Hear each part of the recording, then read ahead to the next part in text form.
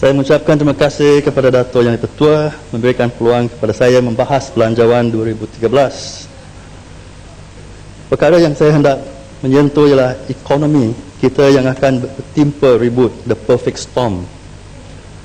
Menurut analisa pakar ekonomi Nouriel Roubini, negara kita adalah yang paling mudah terdedah dengan izin, the most vulnerable, dengan ramalan senario ekonomi the perfect storm.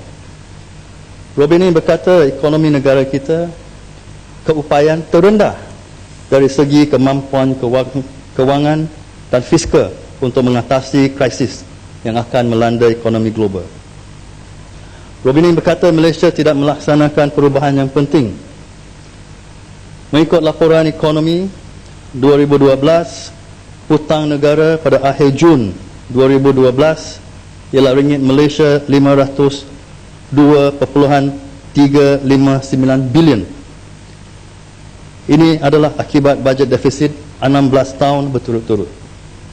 Hutang kerajaan adalah 53.7% daripada KDNK dan sampai ke tahap-tahap peminjaman yang dibenarkan, iaitu 55% daripada KDNK.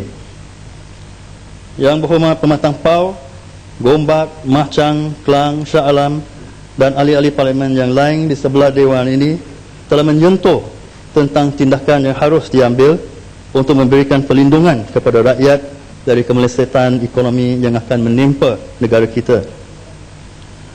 Mereka telah menarik perhatian kepada belanjawan alternatif yang dibentangkan oleh Pakatan Rakyat. Saya hendak menarik perhatian kepada 7 perkara yang harus dibetulkan dan harap diperbaiki supaya memberikan perlindungan kepada rakyat untuk menghadapi cabaran ekonomi. Isu pertama ialah penjelasan dasar yang kerajaan akan mengikuti. Saya meminta kerajaan menjelaskan sama ada dasar ekonomi baru akan dimasukkan selepas PRU13. Rakyat dan pelabur asing dan tempatan hendak tahu hala tuju kerajaan sebelum dan selepas PRU13 supaya mereka dapat membuat persiapan untuk menghadapi kemelesetan ekonomi. Perdana Menteri pada 30 Mac 2010 di persidangan Invest Malaysia membentangkan model ekonomi baru. Yang berhormat Perdana Menteri di peringatan 14 ucapan berkata, kita juga mengenal pasti beberapa polisi yang telah berjaya mencapai tujuan pada era sebelum ini. Namun, kini mungkin menjadi penghalang kepada kejayaan, merencak pasaran dan meletakkan kita dalam kedudukan yang kurang berdaya saing. Perdana Menteri di peringatan 14 ucapan beliau berkata, dasar ekonomi baru dengan tindakan afirmatif telah berjaya dilaksanakan selama 40 tahun yang lalu. Namun begitu bilangan isi rumah berpendapatan rendah masih lagi banyak di Malaysia. Kerajaan kini berhadapan dengan masalah abad ke-21 yang memerlukan pendekatan baru untuk menyelesaikannya. Tidak lama kemudian, pada 29 Mei 2010, Majlis Perundingan Melayu, Persatuan Peniaga Melayu dan NGO Bumiputera dalam Kongres Ekonomi Bumiputera dengan tegas dan jelas menolak MEB. Yang berhormat Pasir Mas sebagai pengerusi dan Presiden Perkasa berkata, MEB gagal meletakkan agenda Bumiputera kerana ia adalah asas perlembagaan dan rumusan model ekonomi baru ini adalah satu penghinaan kerana menolak semangat DEB.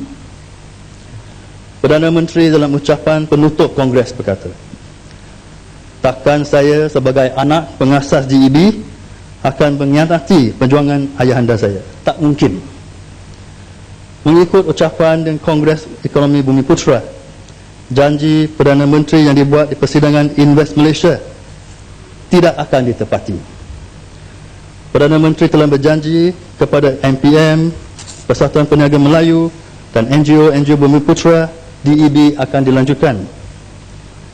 Tetapi Roubini, salah satu penasihat dalam NEAC, menyatakan di dalam artikel bertarikh 13 Januari 2011 bahawa sebab bantahan daripada golongan Bumiputera tertentu, MEB tidak akan dilaksanakan sebelum PRU 13, tetapi akan dilaksanakan selepas PRU 13.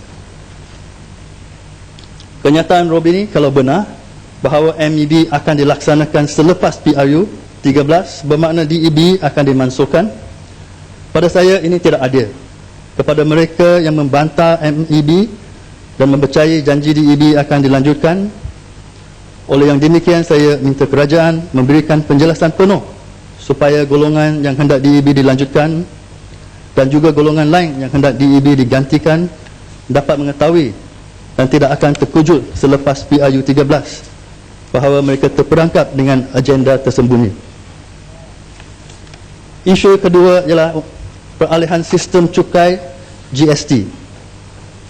Perdana Menteri dalam peringkat 80 sehingga 83 dan 145 dalam ucapan Belanjawan 2013 telah merujuk kepada pengalihan sistem cukai daripada cukai pendapatan kepada sistem cukai yang digambarkan sebagai lebih adil.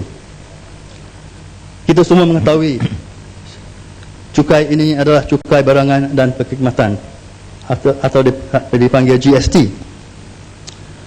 Kerajaan harus mengadakan perbincangan awam kerana pertukaran sistem cukai adalah perkara penting yang melibatkan semua rakyat dan tidak boleh dilaksanakan dengan cara tergesa-gesa. GST adalah sistem yang tidak adil sebabnya adalah cukai penggunaan dengan izin, a tax on consumption. Sistem cukai ini adalah sistem cukai regresif.